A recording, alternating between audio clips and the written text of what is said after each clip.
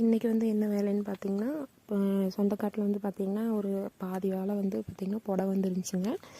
அதெல்லாம் பார்த்திங்கன்னா பூ முறிச்சு விட்டுறலாம் அப்படின்னு சொல்லிட்டு ஒரு வயலாக முறிச்சு விட்டுறலாம் அப்படின்னு சொல்லிட்டு தான் முறிச்சிட்ருக்குறேங்க. முறிச்ச பூவெல்லாம் பார்த்திங்கன்னா மாட்டுக்கு எடுத்துகிட்டு போயிடலாம் அப்படின்னு சொல்லிட்டு அதுவும் சாக்கில் போய் நப்பிட்டேங்க. பார்த்திங்கன்னா இந்த வாழை பார்த்திங்கன்னா என்னை விட ட்ரிபிள் மடங்கு ஹைட்டில் இருக்குதுங்க. அதனால் என்ன பண்ணேன், ஒரு குச்சியில் போட்டு கருவால் கட்டி அறுத்துட்டு இருந்தேங்க. சரி அடுத்ததெல்லாம் எடுத்து மாட்டுக்கு போட்டு போயிடலாம் அப்படின்னு சொல்லிட்டு நான் போய் மாட்டுக்கு போட்டிருந்தேங்க. இன்றைக்கி என்னென்னு பார்த்தீங்கன்னா, லைஃப்பில் வந்து நிறையா கஷ்டத்தை அனுபவிச்சிட்டேங்க.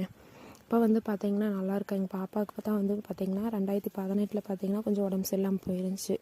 ஆனால் அந்த டைமில் பார்த்திங்கன்னா நான் ஆஞ்சநேயர் கோயிலுக்கு வந்து பார்த்திங்கன்னா வெத்தலை மாலை போட்டு வேண்டியிருந்தேங்க. ஆனால் அது உண்மையாக பொய்யான்னு தெரியல. ஆனால் வெத்தலை மாலை போட்டு வேண்டினதுக்கப்புறம் என் பாப்பா வந்து பார்த்திங்கன்னா கஷ்டமோ நஷ்டமோ ஆனால் நல்லா குணமாகி இப்போ வந்து 5th போயிட்டுருக்கா.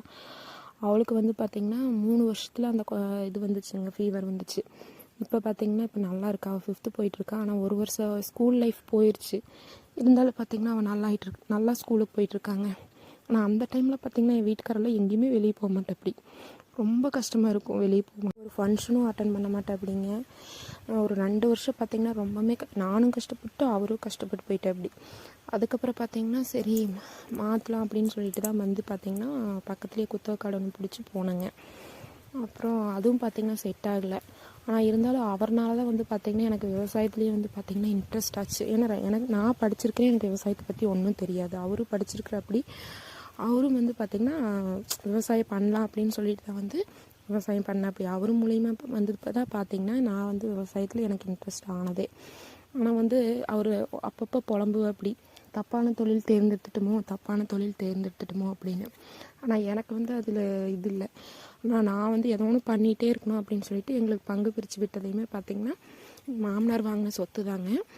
எங்களுக்கு வந்து பார்த்திங்கன்னா 3 ஏக்கரை பிரித்து விட்டாங்க. எங்கள் மச்சாண்டாருக்கு 3 ஏக்கரா, அப்புறம் அவங்க இதுக்கு வேணுங்கள அவங்க 2 ஏக்கரா வச்சுட்டாங்க.